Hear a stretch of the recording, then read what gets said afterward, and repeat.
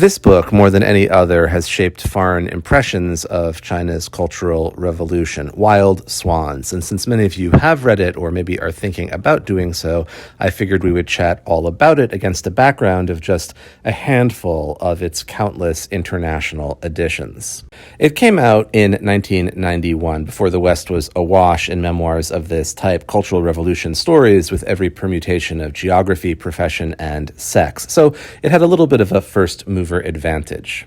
The writing is dramatic and evocative, well executed, and fair play because, of course, these are all dramatic events. The writer framed it around the idea of 3 generations of Chinese women, and I think that was a canny choice in many ways. It spoke to a certain kind of constituency. It was probably a much fresher thing at the time than it would seem now, and it also gives you more bang for your buck. You're not dealing with 10 years here, you're getting the swath of a century or so. As you read, there's also a kind of through line, not just of family, but women's experiences that you can compare one generation with another. It does mean that maybe the most tragic character, the author's father, remains outside of that through line, and while she sort of inhabits the world through the eyes of her grandmother and mother, the father does remain a bit of a cipher. But the choice works for the book, I think. The book also offers you, in English, a classic example of what in Chinese came to be called scar literature. And that was, from the late 70s into the 80s, an outpouring of trauma memoir that was, in many ways, encouraged, welcomed by the Chinese state. The logic was that people had suffered so much and for so long, some kind of pressure valve should be allowed so that people could put forth their trauma to share, recognize, and understand. And it came out in profusion, each person or family tracing their own wounds, but recognizing collectively that there was this ugly keloid on the face of culture. And so when you read this or other memoirs of this type, please remember that criticizing the Cultural Revolution was not some kind of brave and lonely stance in the late 70s and the 1980s. It was very much state policy and encouraged. That's much less true today.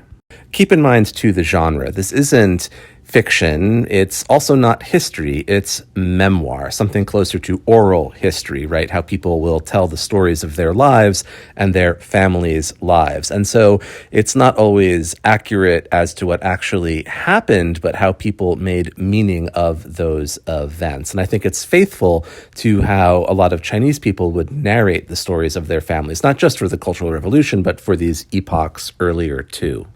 It's a harrowing, gripping, century-long story about the indestructibility of the Chinese family. At least that's how I read it. And one of the best reasons that you should is it's also something that can be easily shared. You will certainly know other people that have read it too, and you'll be able to talk about it with them.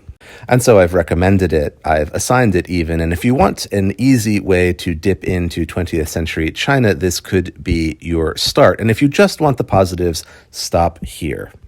But I will go on like I always do, and the truth is that speaking personally, I hate this book, I hate this author, I hate this smarmy narrator within. Part of it is my own idiosyncratic problem that I can't suspend my critical faculty. And so when you're reading these conversations that her grandmother is having from a century ago, I can't suspend disbelief enough to hear it as anything other than pure fantasy. And it's only when we get to the author's own adult lifetime that that abates somewhat for me, though I also find her an unreliable narrator. A second reason is that it's just dog shit history, analytically. The author is trying to present you with the story of China's history over the last century as a backdrop to her own family. And in history, we might ask, why do things happen? And there are different families of explanation.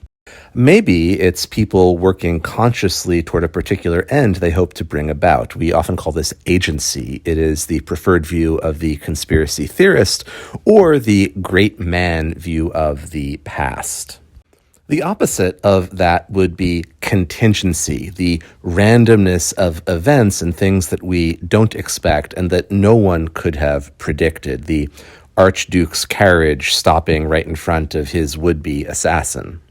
There's a third that we might call structural explanations, and that is, are organizations or institutions set up in such a way that in the aggregate, with enough people going through them, they bend toward a certain direction or certain outcomes. Anyway, I don't want to go too deeper, and all of these can have their place, but this author is entirely of the agency school. And so, in her view, all these things that happen are the product of machination, often evil, calculating ones, in particular by Chairman Mao. And so, though she might not say so herself in this book and in others, she is writing very much in a great man mode. Of course, here the great man in her mind is an evil, conspiratorial Mao. And this leads to my third issue, or maybe irony, that I find in the book, and that it sets out to obviously and explicitly really criticize the Cultural Revolution, but in her blinkered approach ends up reproducing the very same kind of errors. One example, she very much hates the kind of all or nothing black and white thinking that drives people to extremes. Yet, if you pause and think about her story, it has some people who are good guys, really good people, and that just happens to be her and her family. And it also has some bad guys, and ooh, are those guys bad, evil, black, dark-hearted. I think they're the Tings, a prominent family in Sichuan politics. And boy, are they evil, completely irredeemable.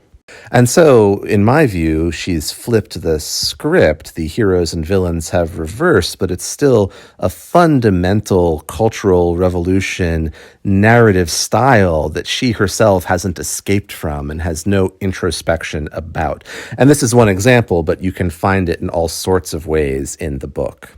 And the lack of introspection leads to my final point, which is my real inability to empathize much with the author, the narrator, and her take on her own privilege. And this is not unique to her at all.